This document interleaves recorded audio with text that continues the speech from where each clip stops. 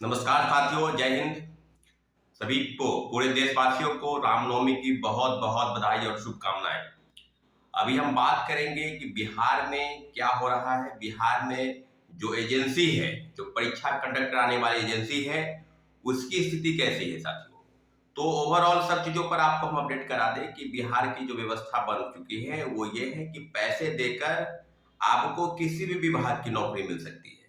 चाहे वो सबसे राज्य की सबसे बड़ी एजेंसी जो है बिहार लोक सेवा आयोग, उस पर उसके साख पर पट्टा लग चुका है। क्योंकि कई जो खबरें सामने आ रही है उसमें ये बातें अब निकल कर सामने आ रही है कि बड़े बड़े मामलों को लेकर या छोटे छोटे मामलों को लेकर अगर कहा जाए तो सारी चीजों की संलिप्तता अब इस कदर आगे बढ़ चुकी है कि बिहार सरकार को अब इस पर संज्ञान लेने की जरूरत है। और बिहार लोक सेवा आयोग के पूर्व अध्यक्ष और आईएएस अतुल प्रसाद जी पर जो गंभीर आरोप लगाए हैं, मैं कल भी कह रहा था कि जो चीजें सामने आ रही है सोशल मीडिया पर, जो चीज तैर रही है या जो एफआईआर दर्ज हुआ है उनकी वाइफ के, जो महिला बैंक में अधिकारी है उनकी वाइफ, उनके द्वारा इस तरह की चीजें सामने आ रही है कि क्या पैसे का आदान प्रदान हुआ।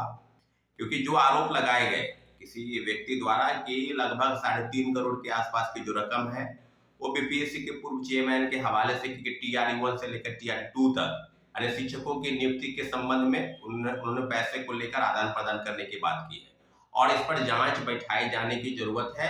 क्योंकि जो हुआ टीआरई 2 और टीआरई 1 और टीआरई 2 में उसका भंडाफोड़ हो चुका है।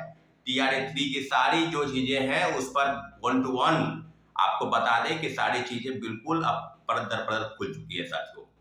अभी जो बातें सामने आ रही है कि क्या एजेंसियों की अगर बात करेंगे तो इसके पहले भी केंद्रीय चयन पर्षद पुलिस की जो एजेंसी है उसके पूर्व जो निदेशक है, पूर्व जो चेयरमैन है एसके सिंघल, उन पर तलवार लटक रही है। वो भी गिरफ्तारी उनकी होनी है। कब होगी गिरफ्तारी ये मुख्यमंत्री जी को बताना चाहिए, मुख्यमंत्री जी को संज्ञान में लेना चाहिए कि आर्थिक अपराध इकाई ने बिल्कुल उनसे पूछताछ की है। पूछताछ पे काफी चीजें सामने निकल कर आ रही है। 23,500 पदों की वैकेंसी थी।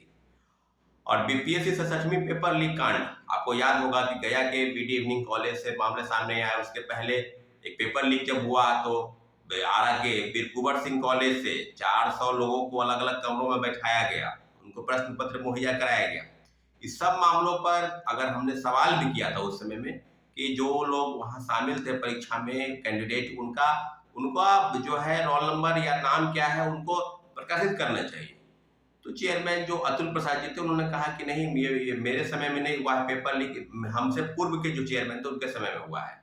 लेकिन अभी जो बातें आ रही है कि 20 लोगों को, यानी 20 जो ऑफिसर है बिहार के विभिन्न जिलों में, कोई एसडीएम, कोई एसडीओ, कोई सप्लाई इंस्पेक्टर, कोई डीएसपी आदि आदि कई पदों पर जो स्थापित है, उनको सूची भेजी गई है। उनको नोटिस भेजकर उनसे पूछा गया है कि वो पैसे के दम पर कैसे बहाल हुए। तो ये सब मामला जो है सच में पेपर लीक कांड में है। लेकिन कई ऐसे पत्रकार हैं जो मामले को घुमाना चाहते हैं, वो अतुल प्रसाद जी को बरी करना चाहते हैं क्योंकि वो पहले ही फूल माला से उनको शोभित कर चुके हैं, उन पर क्रेडिट ले चुके हैं।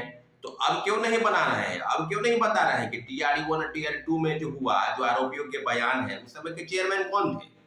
अतुल प्रसाद जी थे। तो अतुल प्रसाद जी पर क्यों नहीं आप बता रहे हैं कि सबसे बड़ा कोई सरगना है अगर शिक्षा माफिया है तो अतुल प्रसाद है। और जो 3.5 करोड़ के लेन देन का मामला जो है, जो एफआईआर में हुआ, उनकी वाइफ ने एफआईआर कराया है, तो ये मामला कहाँ चला गया? बिल्कुल बताना चाहिए कि कहाँ मामला कहाँ से कहाँ तक आ गया है। और निश्चित रूप से आने वाले समय में एजेंसी जो है अब बिल्कुल इस प्रकार पर, क्योंकि मेरिट वाले जो लोग हैं, जो पढ़ लिख रहे हैं, जो नौकरी की तलाश में हैं, उनके लिए बिल्कुल संभावना बिल्कुल नगण्य हो चुकी है। और जो पैसे देकर बहाल हो रहे हैं टीआरई 1 या टीआरई 2 में, ये तो बात खुलकर सामने आ गई कि प्रश्न पत्र उन लोगों को मुहैया कराया गया। राज्य के बाहर उत्तर प्रदेश और झारखंड में उन लोगों को प्रश्न पत्र मुहैया कराकर रटवाया गया और परीक्षा केंद्र पर लाया गया। ये बात सारण के तमाम, चाहे वो छपरा, गोपालगंज और सिवान के जो लोग हैं, उनका परीक्षा केंद्र आरा और बक्सर बनाया गया और उनको परीक्षा केंद्र पर पहुंचाया गया। तो ये बातें क्या एक ही केंद्र की तरफ है, एक ही जगह हुआ, या हजारीबाग से जो गिरफ्तारी सिर्फ हजारीबाग में पढ़वाया जाता है? बिल्कुल नहीं।